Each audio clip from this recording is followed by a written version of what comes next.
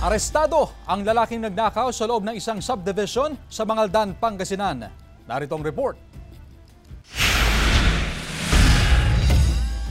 Puno ng nakaw na gamit ang tricycle na ito na pinagsakyan ng mga tinangay ng kawatan mula sa bodega sa isang subdivision sa barangay Malabago, Mangaldan, Pangasinan.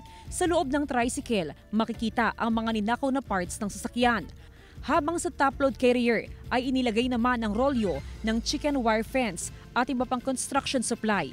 Yung ating mga kagawad po, mga barangay official ng Malabago ay active po sila sa pagbantay.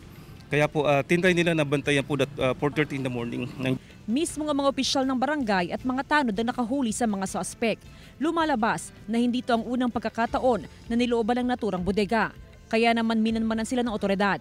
Sa pangatlong pagkakataon ay naaktuhan ang kanilang pagnanakaw sa bodega. Sinabi ni Kapitan sa amin na manmanan mula gabi hanggang umaga para makita yung tricycle na pumapasok kasi hanggang talagang hindi namin tinigilan. Naaresto ang isa sa mga suspect habang nakatakas ang isa pa. Kabilang din sa sasampahan ng kaso ang gwardiya ng subdivision. Pinalampas siya ng gwardiya na naka-duty doon.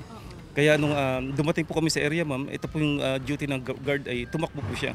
Tumanggi na magbigay ng pahayag ang suspect na nahaharap ngayon sa kasong robbery. Wala pang pahayag ang pamunuan ng subdivision. Kasama si Daryl Peralta, Jasmine Gabriel Galban, One North Central Luzon.